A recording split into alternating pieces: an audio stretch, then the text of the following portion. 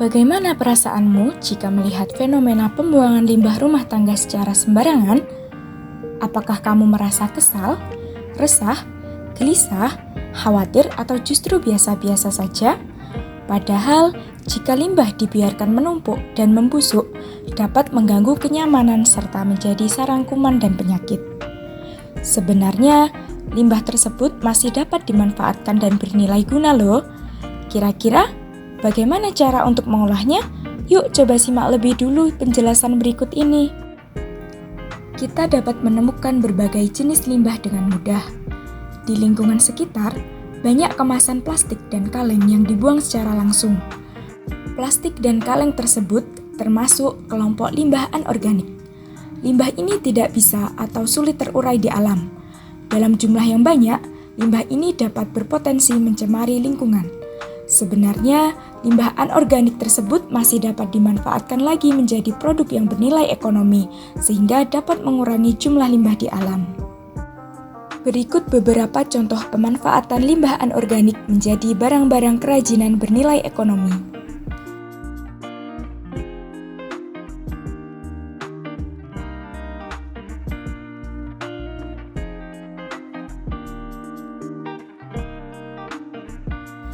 Selain limbah anorganik, ada juga limbah organik yang bersifat dapat diuraikan. Limbah organik ini dihasilkan dari berbagai kegiatan sehari-hari maupun kegiatan industri rumah tangga, seperti sisa bahan makanan, baik sayur, buah, atau yang lainnya. Data dari Sistem Informasi Pengelolaan Sampah Nasional atau SIPSN menunjukkan bahwa persebaran limbah di Indonesia pada tahun 2022 didominasi oleh sisa makanan dengan persentase sebesar 41,31%. Mayoritas limbah yang dihasilkan berasal dari kegiatan rumah tangga dengan persentase 39,79%. Banyaknya limbah organik yang tersebar di lingkungan dapat menjadi permasalahan yang cukup mengkhawatirkan. Lalu, bagaimana kamu menindaklanjuti limbah organik yang ada di sekitarmu? Apakah langsung dibuang ke tempat yang sesuai atau dibiarkan menumpuk hingga membusuk dan bau? Sebenarnya, limbah organik yang kita kira sudah tidak ada gunanya ini ternyata dapat dimanfaatkan untuk banyak hal, terutama dengan mengubahnya ke bentuk atau produk yang lain. Banyak cara yang dapat dilakukan dalam pengelolaan limbah organik. Salah satunya dengan memanfaatkan budidaya maggot BSF yang merupakan fase larva dari lalat BSF, Black Soldier Fly, atau lalat tentara hitam. Pernahkah kamu melihat lalat BSF ini? Beginilah wujud dari lalat BSF. Lalat ini memiliki tubuh beruas-ruas, panjang sekitar 15-20 mm, dan berwarna hitam. Tubuh lalat BSF terbagi menjadi 3 bagian, meliputi kepala, dada, dan perut. Lalat BSF termasuk anggota dari kelas Insecta dengan ordo Diptera. Lalat BSF dikenal dengan nama ilmiah Hermetia illucens. Lalat ini juga dikenal sebagai lalat yang bukan merupakan agen penyakit. Lalat BSF menjalani hidupnya dengan bermetamorfosis secara sempurna atau holometabola yang dimulai dari telur, larva yang mengalami beberapa kali molting, pupa, hingga dewasa. Siklus hidup lalat BSF relatif singkat, yaitu sekitar 38-46 hari.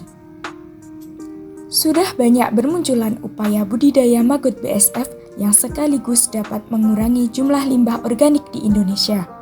Upaya ini dapat dijadikan salah satu solusi penanganan limbah organik.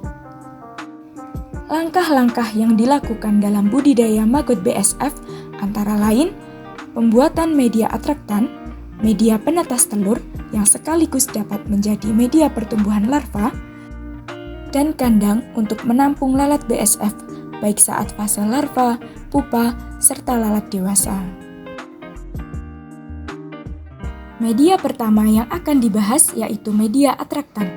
Media atraktan terbuat dari bahan organik, seperti buah-buahan yang difermentasi sehingga dapat memunculkan bau yang menarik lalat dalam peletakan telur. Di atas media atraktan biasanya diletakkan tumpukan kayu yang bercelah. Kelak, lalat akan meletakkan telur-telurnya di celah tumpukan kayu tersebut. Kedua, media penetasan telur.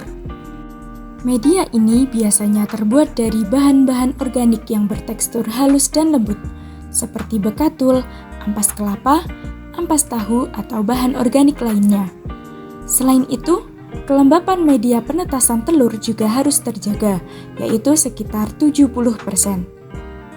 Media penetasan telur dibuat dari bahan organik yang kelak akan menjadi sumber makanan bagi larva dan sekaligus menjadi media pertumbuhan larva. Ketika masa pertumbuhan, larva akan diberi makanan berupa sisa-sisa bahan organik rumah tangga. Pada media pertumbuhan juga dapat ditambahkan serbuk gergaji yang dapat menjaga kelembapan media pertumbuhan. Selanjutnya ada biopon, kandang gelap, dan kandang terang yang perlu disiapkan. Biopon digunakan untuk menampung larva selama masa pertumbuhan. Kandang gelap untuk menampung pupa yang akan bermetamorfosis menjadi lalat BSF. Sedangkan kandang terang digunakan untuk lalat BSF kawin dan bereproduksi. Pada budidaya maggot BSF, lalat dewasa yang telah melakukan kawin di kandang terang kemudian akan meletakkan telur-telurnya di atas media atraktan, tepatnya pada celah tumpukan kayu yang telah disediakan. Telur lalat selanjutnya dipindahkan ke wadah beralaskan kawat strimin yang kemudian diletakkan di atas media penetasan. Larva hasil penetasan akan jatuh pada media penetas dan mendapatkan makanan dengan mudah. Setelah 8-10 hari, maggot BSF kemudian dipindahkan ke kandang pertumbuhan. Fase larva ini berlangsung sekitar 4-5 minggu, tergantung keberadaan dan kualitas pakan yang diberikan. Maggot dapat diberi makanan berupa limbah organik. Limbah organik yang dijadikan pakan sebaiknya dicacah atau digiling terlebih dahulu agar ukuran partikelnya lebih kecil dan lebih mudah dicerna. Menurut tim BSF Indonesia, limbah organik sejumlah 2 ton dapat diuraikan oleh 750 kg maggot dalam waktu 2-3 minggu saja. Penguraian limbah yang dilakukan oleh maggot tergolong relatif cepat. Selain untuk menguraikan limbah organik, sebenarnya maggot BSF masih memiliki manfaat yang lain. Apa manfaat lain dari maggot BSF ini? Menurut penelitian yang telah dilakukan, maggot yang berumur 7 hari mengandung protein kasar sebesar 51,98% dan lemak kasar sebesar 15,69%. Kandungan protein yang tinggi pada maggot dapat dijadikan sebagai alternatif pakan hewan ternak, baik dikonsumsi secara langsung ataupun dalam bentuk olahan. Maggot yang sudah memasuki prepupa akan bergerak menuju tempat yang lembab dan gelap. Prepupa yang telah berkembang menjadi pupa selanjutnya dipindahkan ke kandang gelap. Fase pupa berlangsung sekitar 1 minggu. Pada masa ini, pupa tidak membutuhkan makanan atau media pertumbuhan. Oleh karena itu, sisa media yang sebelumnya digunakan untuk pertumbuhan maggot dapat diambil dan dimanfaatkan kembali. Sisa media pertumbuhan beserta sisa metabolisme maggot yang bercampur menjadi satu biasa disebut sebagai kasgot atau bekas maggot. Setelah kurang lebih 1 minggu di kandang gelap, pupa akan bermetamorfosis menjadi lalat BSF. Keluarnya lalat dari pupa hanya membutuhkan waktu beberapa menit saja. Lalat kemudian akan terbang menuju tempat yang lebih terang, yaitu menuju kandang terang. Kandang terang ini memiliki kadar cahaya dan kelembapan yang terjaga untuk mendukung aktivitas lalat. Di kandang terang inilah lalat akan menjalani aktivitas kawin dan bereproduksi. Selama fase dewasa, lalat hanya memerlukan air dan kelembapan yang terjaga agar tetap terhidrasi. Fase dewasa hanya berlangsung selama 3-4 hari. Lalat betina yang telah kawin akan mulai bertelur dan meletakkan telurnya di celah-celah tumpukan kayu. Lalat yang telah bertelur akan mati. Biomasa lalat yang telah mati dan bekas pupa dapat dicampurkan dengan kasgot. kemudian dimanfaatkan sebagai campuran media tanam. Budidaya maggot BSF dapat dijadikan untuk biokonversi, yaitu pengubahan nutrisi dari bahan organik ke bentuk lain yang masih dapat dimanfaatkan. Dimulai dari telur yang ditetaskan menjadi larva atau maggot BSF, kemudian maggot BSF akan diberi pakan limbah organik yang masih dapat dimanfaatkan nutrisinya untuk meningkatkan biomasa maggot. Maggot BSF memiliki kemampuan untuk mengonversi pakan berupa bekatul sebesar 38,6% dengan kasgot sebesar 61,4%. Adanya budidaya maggot BSF dapat membantu pengelolaan limbah organik. Selain itu, budidaya maggot BSF juga menghasilkan produk-produk samping yang bernilai guna, seperti pakan ternak dan campuran media tanam. Nah, itu tadi hanya satu di antara banyak solusi untuk menangani permasalahan limbah organik di lingkungan.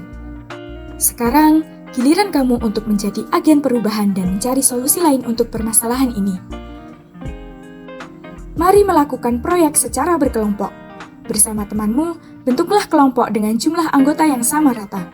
Kemudian, masing-masing kelompok dapat memilih dan mengidentifikasi satu topik lain terkait solusi penanganan limbah organik.